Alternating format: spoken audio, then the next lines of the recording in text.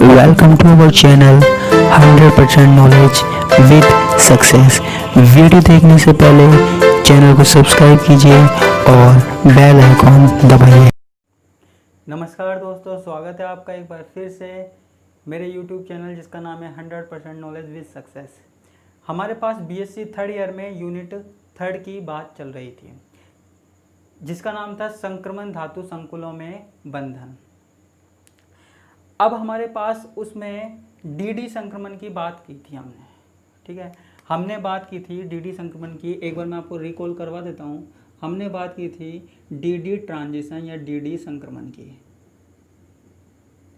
ठीक है, जिसमें हमने देखा था जो हमारे पास डी ऑर्बिटल है। मैं आपको बार बार इसलिए बताता हूँ ताकि आपको एक बार रिवाइज हो जाए। जो डी ऑर्बिटल्स हैं वो दो भागों में डिवाइड हो जाते हैं, ठीक है। ऊपर वाले ईजी, नीचे वाले टी2जी, अष्टफलकीय संकुलों में, ठीक है। ये बात हमारे पास चल रही थी। अब मैंने क्या बताया था कि डी वाले कक्षक में से, यानी कि नीचे वाले ऑर्बिटल में से ऊपर वाले ऑर्बिटल में इलेक्ट्रॉन जा सकते हैं, ठीक है। कोई प्रॉब्लम नहीं है, नीचे वाले ऑर्बिटल से ऊपर वाले ऑर्बिटल में इलेक्ट्रॉन जा सकते हैं। इसको ही हम कहते हैं डी संक्रमण, डी से डी में जाना, ठीक है। लेकिन कल बात क्या हुई हमारे पास, जब मैंने आपको पढ़ाया लेपोर्टे का नियम पढ़ाया, लेपोर्टे कक्षक चयन नियम पढ़ाया, तो आपको समझने में थोड़ी दिक्कत आई होगी, आप हैरानी में पड़ गए होंगे, ठीक है। क्योंकि लेपोर्टे ने क्या कहा था, सम से सम, यानी कि जी से जी का मतलब तो समझ रहे हो ना, जो कल बताया था। सम से सम और विषम से विषम में इलेक्ट्रॉन नहीं जा सकते। सम से सम और विषम से विषम में इलेक्ट्रॉन नहीं जा सकते। जिसने पिछली क्लास देखी है उसको पता होगा, ठीक है। अगर आपको अजीब सा लग रहा है तो पिछली क्लास एक बार फिर देख लीजिए, ठीक है। सम से सम में कक्षक नहीं जा सकते, विषम से विषम में नहीं जा सकते, लेकिन सम से विषम में जा सकते हैं, विषम से सम में जा सकते हैं, ठीक है। जैसे मैंने आपको बताया था कि एस से एस में नहीं जा सकते इलेक्ट्रॉन, ठीक है। एस से एस में संक्रमण नहीं हो सकता, पी से पी में नहीं हो सकता, डी से डी में नहीं हो सकता। ये संक्रमण नहीं हो सकते किसके अनुसार, लेपोर्टे के नियम के अनुसार, ठीक है। किसके अनुसार नहीं हो सकते, लेपोर्टे कक्षक चयन नियम के अनुसार ये नहीं हो सकता, इट इज नॉट पॉसिबल, ठीक है। लेकिन हमारे पास डी संक्रमण होता है, ये बात मैंने आपको पहले बताई थी, ठीक है। और मैं आज की क्लास में आपको बताने वाला था कि ये जो संक्रमण है, ये जो ट्रांजिशन है वो किस तरीके से होता है, ठीक है, और क्यों होता है। तो उसकी ही हम बात कर रहे हैं कि डी संक्रमण जब लेपोर्टे ने मना कर दिया, फिर भी उसके बाद क्या हो रहा है, जिससे हमारे पास लेपोर्टे नियम होता है, ठीक है। तो आज का जो टॉपिक है वो लेपोर्टे के नियम में ढील या लेपोर्टे के चयन नियम में ढील, यानी कि लेपोर्टे का जो नियम है, सिलेक्शन रूल है, वो कहाँ पे ढीला पड़ गया, कहाँ पे लूज पड़ गया, और कहाँ ये नियम काम में नहीं आ रहा, जिसके कारण हमारे पास डी से डी कक्षकों में इलेक्ट्रॉनों का ट्रांजिशन हो रहा है, ठीक है। ये बात हमको आज की क्लास में करनी है, ठीक है।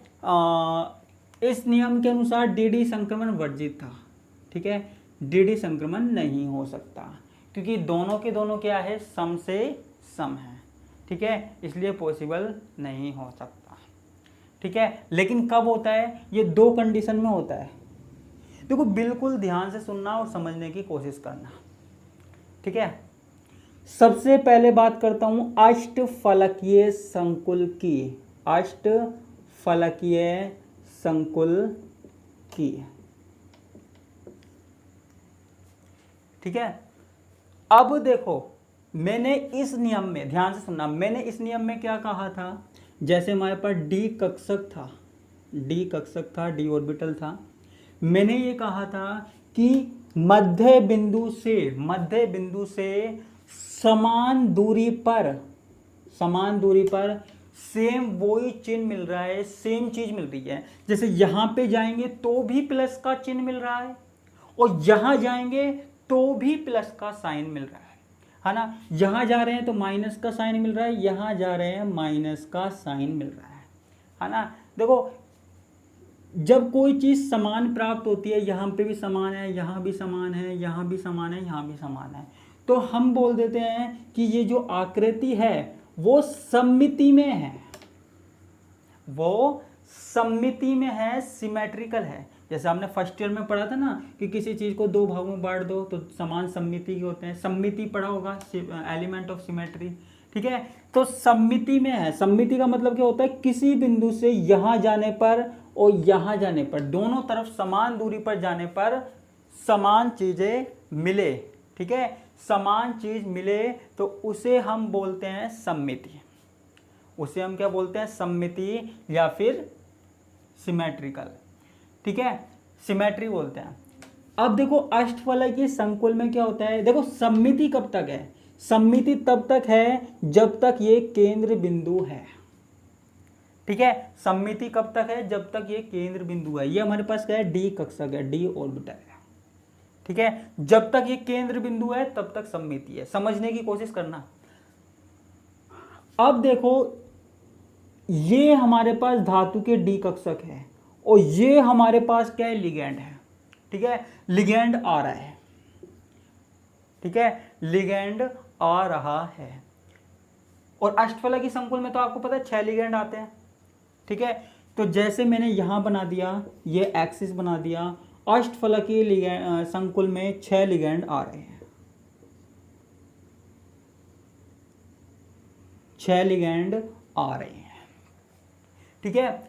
अब देखो ध्यान से सुनना, अब जब लिगैंड धातु के डी कक्षकों के पास आता है, धातु के डी ऑर्बिटल्स के बिल्कुल पास आ जाता है, ठीक है, तो लिगैंड्स के कारण जो धातु के डी कक्षक है, जो धातु के डी कक्षक है उनमें कंपन होने लग जाता है, उनमें कंपन होने लग जाता है। और जब आपको पता है जब कंपन होता है तो चीजें क्या होती है, हिल जाती है, चीजें हिल जाती है। तो जहां पे कंपन होने लग जाता है, वाइब्रेशन होने लग जाता है, जैसे ही लिगैंड हमारे पास डी कक्षक के पास आया हमारे पास कंपन होने लग गया, ठीक है। अब आप कहेंगे सर कंपन हुआ तो इससे क्या फर्क पड़ा, देखो अब जब कंपन हुआ तो कंपन होने के कारण जो केंद्र बिंदु है ना,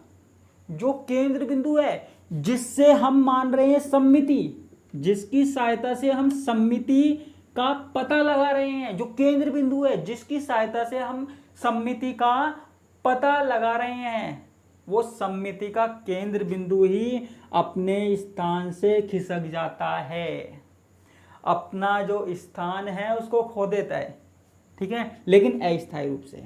जो सममिति का केंद्र है वो अस्थायी रूप से अपने स्थान से खिसक जाता है, ठीक है।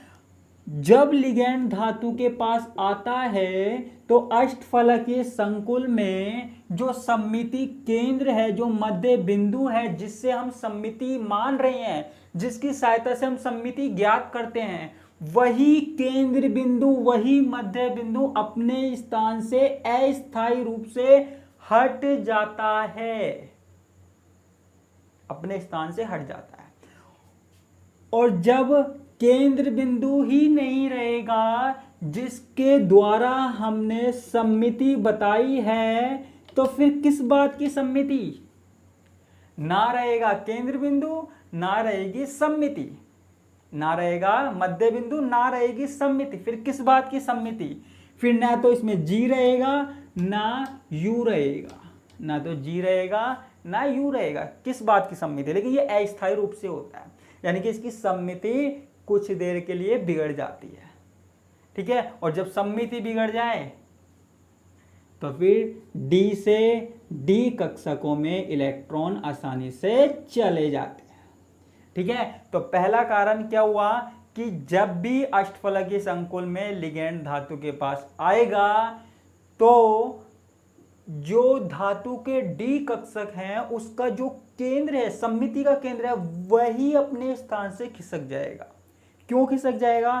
क्योंकि लिगैंड के कारण उसमें कंपन हुए। ठीक है, कंपन होने के कारण अपने स्थान से खिसक जाता है, अपने स्थान से हट जाता है। ठीक है, जिसके कारण हमारे पास जो डी संक्रमण नहीं हो रहा था वो पॉसिबल हो जाता है, डी संक्रमण भी होने लग जाता है। यानी कि डी से डी में इलेक्ट्रॉन जाना बिल्कुल आसान हो जाता है। ठीक है, तभी हमारे पास डी संक्रमण होता है। तो ये हमारे पास किसकी बात हो गई? डी संक्रमण की बात हो गई। ठीक है, सममिति केंद्र का खिसकना।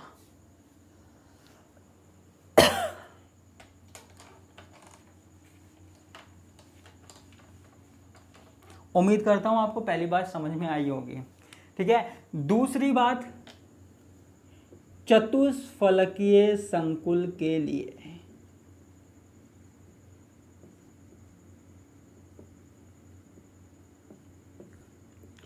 Tetrahedral complex. ठीक है, वहां पे तो सममिति केंद्र खिसक जाता है। ठीक है, और यहां पे कोई सममिति केंद्र होता ही नहीं है, सममिति केंद्र होता ही नहीं है, सममिति केंद्र होता ही नहीं है। आप कहेंगे ऐसा कैसे होता है? ऐसा सममिति केंद्र तो होता होगा जब डी कक्षक है। नहीं, यहाँ सममिति केंद्र होता ही नहीं है, क्योंकि आने वाला लिगैंड ना तो अक्षों के ऊपर से आता है, ना तो बिल्कुल अक्षों के ऊपर से आता है, और ना ही अक्षों के बिल्कुल बीच में से आता है, जिसके कारण यहाँ पे कोई सममिति बन ही नहीं पाती। और जब सममिति ही नहीं बन पाएगी तो किस बात का संक्रमण, है ना, किस बात का नियम? लेपोर्टे के नियम को छोड़ो।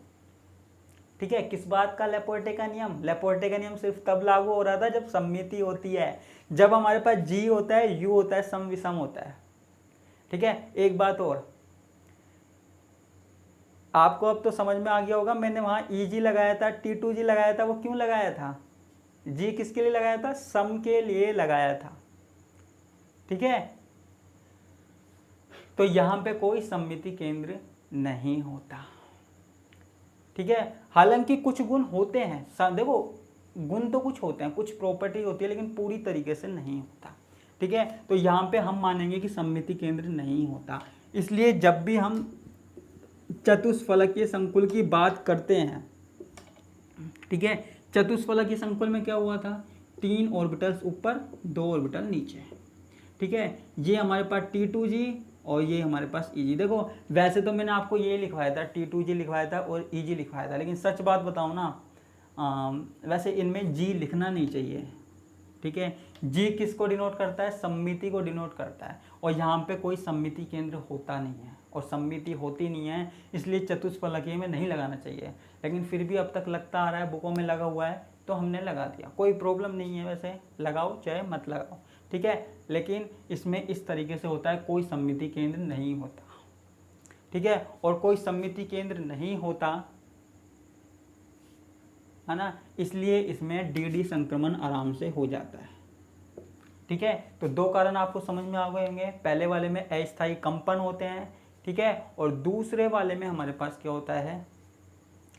दूसरे वाले में हमारे पास क्या होता है? दूसरे वाले में हमारे पास कोई केंद्र ही नहीं होता। ठीक है, ये हमारे पास बात किसकी हुई? चतुष्फलकीय संकुल की। ठीक है, अब देखो इसको मैं रब कर देता हूँ, मिटा देता हूँ।